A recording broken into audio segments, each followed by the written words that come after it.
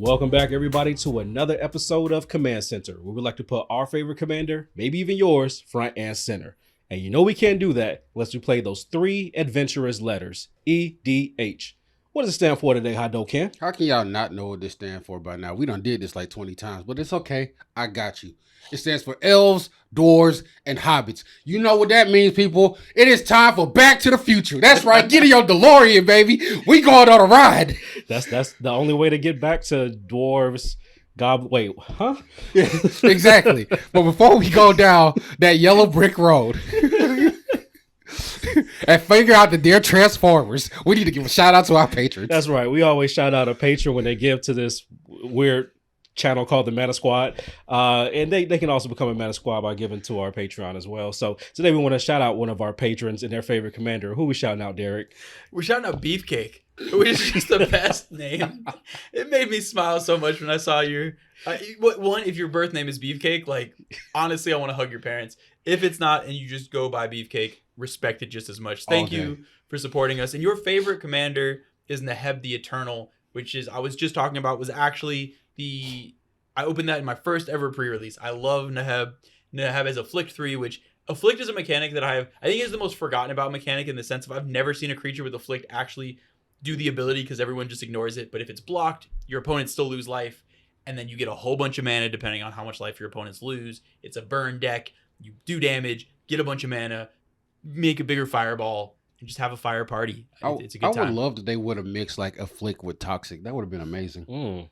Like throwing a Molotov cocktail. Oh, your mama's house. But Beefcake, thank you so much. We love you. We appreciate the support. Appreciate you supporting the squad. So back to what we was talking about. A new set came out, and it's coming. Yeah, it's coming, and it's the Lord of the Rings set. And one of the most famous lines from Lord of the Rings is nature finds a way. Live long and prosper. Yeah, spare no expense. To infinity and beyond. So, since we going through here, we decided to take a lookie, and see some of the cards that come out, before Wizards ship them out early and send the picture to agents. So, we're going to talk about our favorite cards. So far. From the set. So far. Yeah. And there's some scary stuff in this set. I mean, as Frodo famously said, we're going to need a bigger boat. Exactly. So this franchise is so quotable. I love it. I love it. I mean, one of the most there's so many moving scores in Lord of the Rings, and I think my favorite song is Boats and Hoes. It hits in a different way when there's this big battle, and then you just hear the Nina, the Pinta, the Santa Maria, and it just. Actually, my favorite is Who Let These Hoes in His Room. It's a Martin Silvestri sample, but I'm pretty sure that's one of the closing. Anyway, we're going to start with our favorite cards from this set so far. Well, I do want to talk about so far what the mechanics we know are. Just a real quick look at these, kind of what this set is bringing. Obviously, the most important one is being tempted by the ring. That is like the big thing, being tempted by the ring. So that way, when you end up down that yellow brick road into Jurassic Park, you have this journey that you're going on to deliver this ring. To the never-ending story. There we go. Now, the card that you entered for is called, what is it called? The mechanic itself. The mechanic. So this is just to be fair. The mechanic is being tempted by the ring. Okay. There is a card called the One Ring, and there's like a one-of-one version. We're not going to get into that yet. But the ring is so being tempted by the ring is a mechanic, and basically how it works is if any card causes you to be tempted by the ring, you get an emblem of the ring. So it's like a separate thing. We'll put it on the screen. So it's like it's like a dungeon. Yeah, it's very much like a dungeon. I hate it already. Ken's favorite already. So basically, you can only get one of these emblems, and then you move down, and they like come together as you move down. So there's like 4 different abilities, and as you move down, you get all of them. And you can only have one ring bearer at a time. So basically, when the ring tempts you, you pick a ring bearer. That is your ring bearer. And then you get the ability. Then when it's tempted again, you can change it to another creature, but it can only be one creature at a time, but it can be any creature that you pick. Okay. So with the ring, the initial reaction that I saw a lot of, and I don't know how y'all felt, was it felt a little bit off flavor-wise initially because there were no downsides. It felt like, you have stuff where they can't be blocked, then you're drawing cards, they're sacking creatures. As you go down this list, it's just all upside. So initially I was like, well, that's the whole thing is like Golem turns into a little gremlin creature thing. Like he got fed after midnight, whatever it is. He turns into a little gremlin, like Magua. Yeah, exactly. Yeah, there we go. There's the other famous quote from the movie. But thinking about it more, I do kind of like the fact that it's the target. Everyone wants to kill it, and that's kind of the downside. I do like that aspect. But and so people who don't know what Lord of the Rings is, the ring bearer is essentially this modern age do it for the gram. So yeah. that's what essentially we do. So let's go ahead and go through the list now of our favorite cards. Well, we got one more mechanic. One more mechanic to talk about. You're good. And there's a new amass. There's amass orcs. I like it because it's not like in my brain space. It doesn't take up any more space. I already know amass. So amass orc is like, well, obviously just an orc army. I love amass. There's not really a lot of broken cards with amass, but there's a lot of really fun effects. And I really enjoy the fact that it's like, token abilities that just go wide. They have so many ways to go infinite, get obnoxious, take over a game, and it really clogs up the board state. I really like amass because if you find a way to go off, you end up with one big token, and it's a lot easier to interact with, and it's less clutter on the board and less clutter in my headspace. So I'm a big fan. Yeah, it makes sense mechanically and I guess practically within the game to amass one big token, but I just can't with these names and they do things that I don't see on the board. To me, amass means, like you said, going wide. I'm just throwing a pile on top of the thing that's already there as it gets bigger. That doesn't really scream amass to me, but I get what they're going for. But we'll whatever. We'll send Wizards a better list. Strongly worded email. And to piggyback off them, I don't care. So because you don't play amass. Yeah. All right, so we're gonna go ahead and jump to a few of these cards that we've seen so far that we think are just. I think I like the direction they're going in with the set. And once they spoil everything, we're gonna come back and revisit this and just kind of talk about the whole set overall. But let's go ahead and jump to these cards that we feel like they're just like, wait, why did they print this? Okay, sure. So I'm going to start first. I'm going to go ahead and just, Sauron, the Dark Lord. I think it's my favorite character out of Lord of the Rings. I don't think he gets enough love, enough attention, but neither here nor there. You see him for like 2 minutes in a 9-hour feature. It's right. Okay. Otherwise it's just a big eyeball. I was like, what is this? And to specify, there are like 7 different Saurons in this set. The Dark Lord is the one that... It's the Grixis one. Yes. 3 in Grixis, and since this is the year of the Grixis, I had to put up a shut up. I told Wizards, I need my Grixis. It's been like 7 years since y'all printed it. Over the past 2 years, they've been going crazy, going hand with Grixis, so I gotta play it. But this is actually pretty good. It almost reminds me of what's my other favorite Grixis zombie assassin? Thraxamundar. Thraxamundar. Yeah. All right, this guy is 3 in Grixis, as I said. Avatar Horror. Ward, you have to sacrifice a legendary artifact or legendary creature just to target it. That might as well be hexproof. That is so good. Then, haven't got to the abilities yet. Whenever an opponent casts a spell, any spell, amass orcs 1. You just get an orc whenever an opponent casts a spell. No. You get a bigger orc every time somebody casts one. Yeah.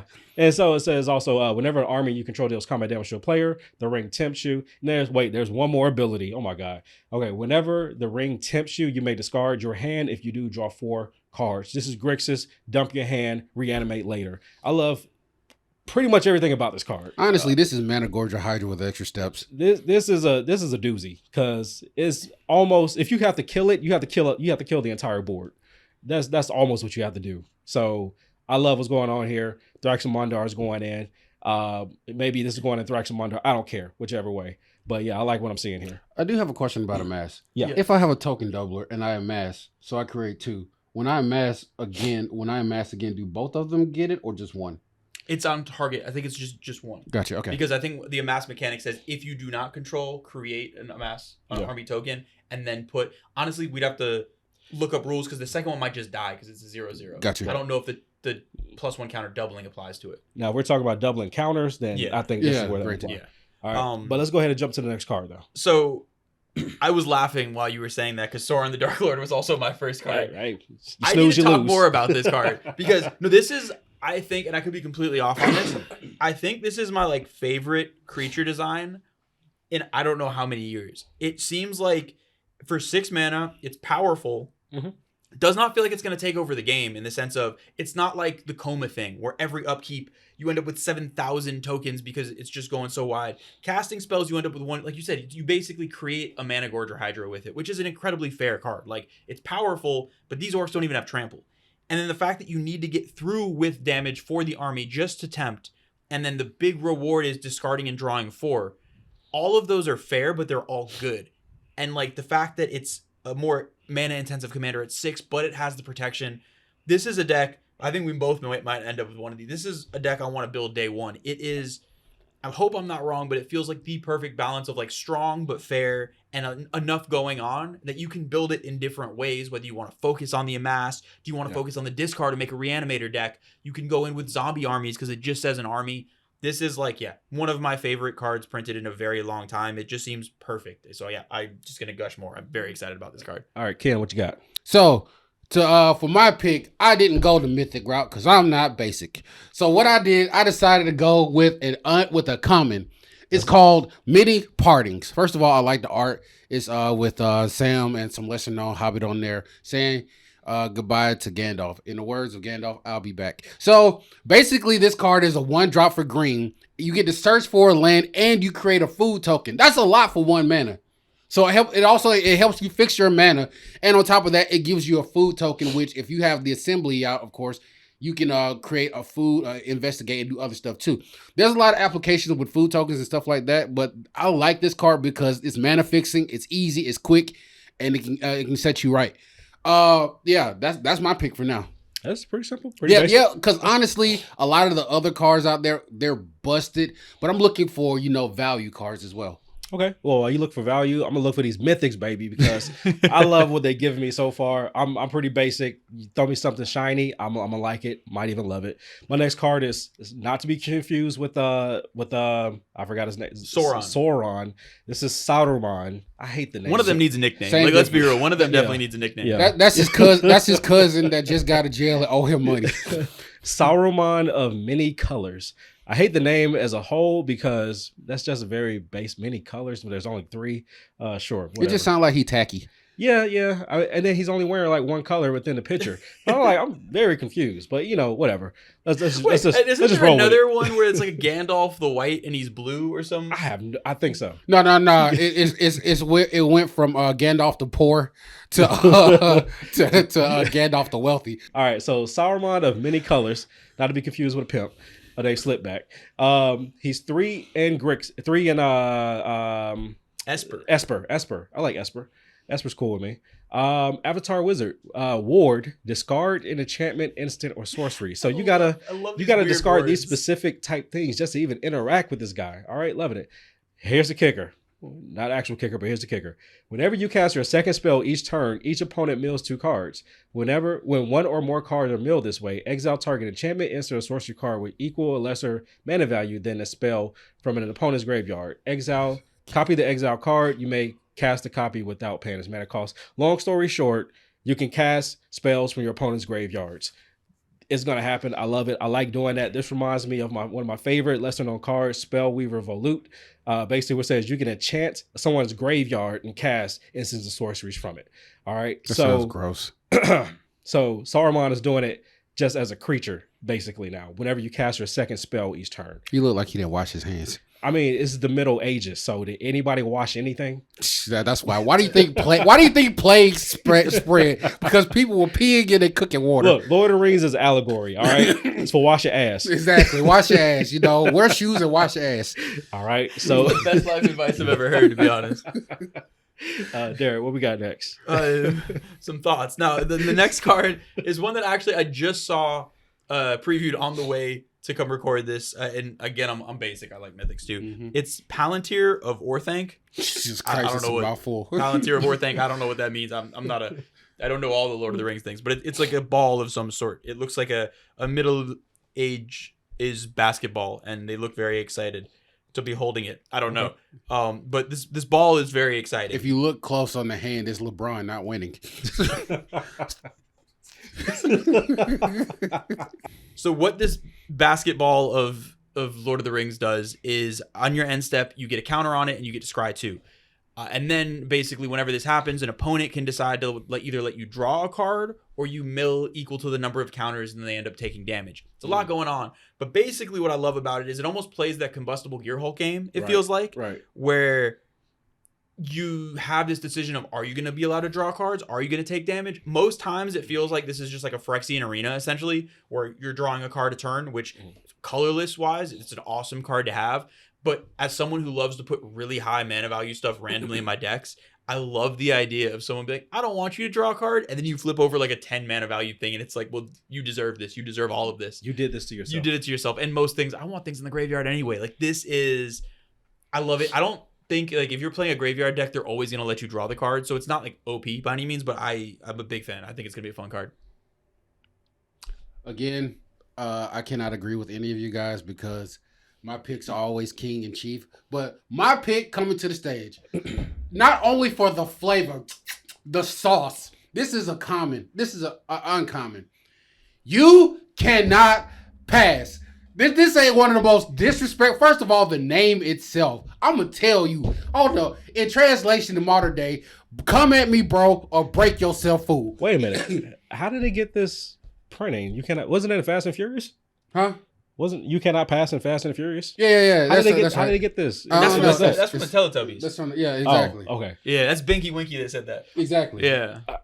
Vin Diesel, Binky Winky. Same thing. By the way, in the new Fast and Furious, they actually turned into cars. Anyway, so anyway, you cannot pass. One of the combat tricks of combat tricks. It destroys target creature that blocked or was blocked by a legendary creature this turn. Disgusting. Wait, say that one more time. It destroys target creature that blocked or was blocked by a legendary creature this turn. Okay, there's a couple of cards that kind of do this already, but For one? Yeah. Either one or two. But That sounds more than one. I mean, one or two. Come on. But it has the caveat of it has to be blocked by a legendary creature, though. So I'm not loving that part. But this whole set wants to focus on legendaries because this is a commander set, right? Yeah. Okay, yeah. So I get why that's there, but Well, it's modern legal too, I think. Also, have y'all seen the video of Vin Diesel standing like a box to be made to look the same height as The Rock in Fast and the Furious? no. There's a contract where it's something in his contract where they're supposed to look the same height, even though The Rock is like significantly taller, and Of he's course. straight up standing on a box. All I know is and it has one of the premiere scenes for Lord of the Rings. It's Gandalf versus the Balrog. It's amazing, and to quote Legolas in this, it's more than meets the eye. Yeah, definitely. So what else you got over there? Yeah. Isn't Balrog the thing that Luke Skywalker fights in a little pit? No, Balrog. The Balrog is this mythical beast with the things from. It was also in Mortal Kombat. Oh, okay. Guys, come on, stop being facetious. This is literally Balrog from Street Fighter, right? Yeah, that's it. That's Yeah. it. Works for M. Bison. Oh, people gonna hate us. All right. For the Allspark. All right, so last card. Again, just jumped out to me. This was a mythic. I'm basic, can't help it. Jesus. I like shiny things. All right. I'm like Golem. Hey. Hey, like Golem. See, I'm learning. I read the story. I know Hey, a little look bit. at that. Know a little bit. Got to get that golden apple, right? So, anyways, Storm of Saruman. Apparently, I'm liking everything with Saruman. 4 blue enchantment. Ward 3 because everything needs wardy. All right. So whenever you cast your second spell each turn, it's like it just fits in with Saruman already. Look at that. Copy it. Whenever you cast your second spell each turn, copy it. And then there's more. You're gonna hate this one because I hate it. I kind of hate it. It's kind of disgusting. Except the copy isn't legendary. Oh, that's They need beautiful. to stop saying that. They need to stop printing. That just They should never need be to on a card stop. again. Didn't y'all learn when y'all printed a dragon that did this? Have y'all not learned? They haven't learned. Well, just get rid of it. You might as well get rid of the legend rule. Might as well. At this point. At this point, yeah. I don't plan on playing this fair. Like right now, I don't even play Miriam because of that whole legendary dragons can be copied thing. I'm gonna abuse this. I'm sorry. I'm not sorry. Yeah, I'm loving it. It's a little bit more fair because it's on an enchantment, 6 mana enchantment. It doesn't really do anything. It can't fly at you and doesn't have ward. Also, well, it has ward, but doesn't fly at you for 6/6. But at least I feel like it's a little bit more fair being an enchantment that can be removed a little bit better. So that's all I got. I just want to copy spells and make legendary permanents over and over again. So I'm gonna kick it over to you. Yeah. I'm sorry, I'm distracted. I can't stop thinking about Vin Diesel singing gospel. Y'all need to look that up if you haven't seen it. That is we put it in at least it's a couple of our been- videos. At least, oh happy day. He is the vein on his neck is doing so much work not to burst. That man has the voice of an angel, like a Phyrexian Angel falling. a Phyrexian, an Eldrazi angel, but an angel nonetheless. Angel being dragged down the stairs. Exactly. Dragged to hell, bitch. Stepped on by God. So happy day. Jesus Christ. Okay, Yes, my next card. Sorry, he's saying it. Jesus wept.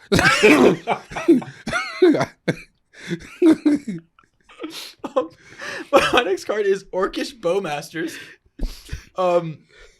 It's an orc and it's an archer.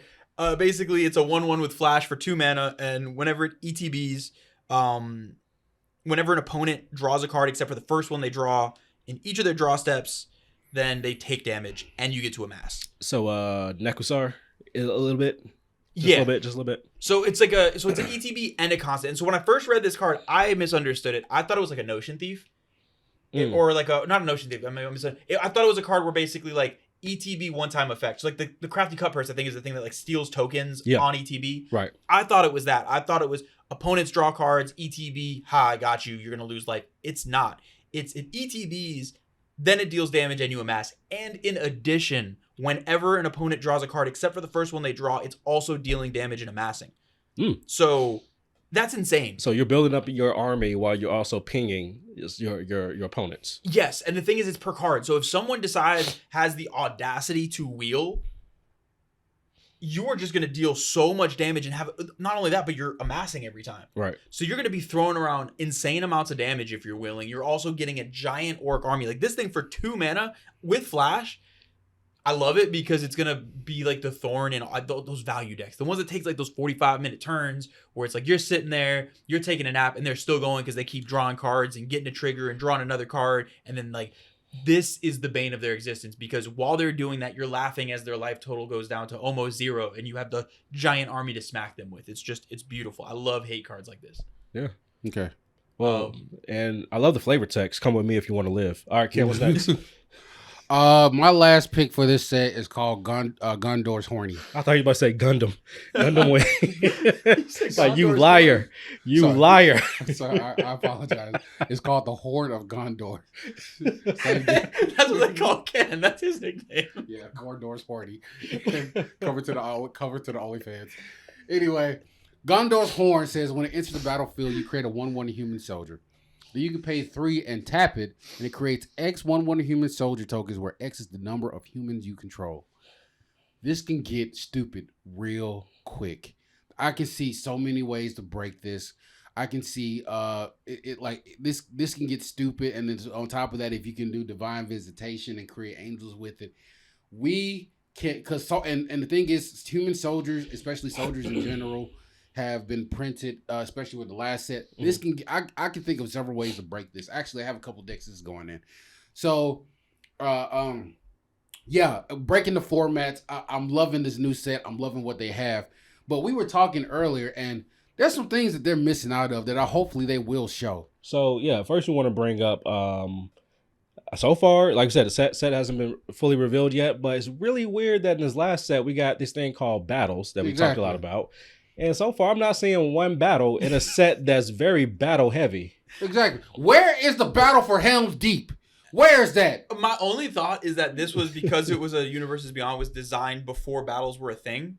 Because it does feel like, I'm very curious, is battle going to be in like every set? Is it only going to be in certain sets? Like, is it, I know it's a new card type, but like sagas, for example. Yeah, they have sagas in. That's still an enchantment, so that's not a new card type. But they have sagas in here, though. Yeah, sagas in here. But I'm trying to think of like when they print new card types. So like, it's like, tribal is the example of a card type, which is that you never see. I'm wondering if battle is similar, where it's like, it's to very specific planes and things, or is it going to be like Planeswalker, where just every set has its own set of battles? Like that's, I don't know. I think that's something that's interesting. I think it would have fit flavor wise in this set, but yeah, I don't know if it didn't make the cut.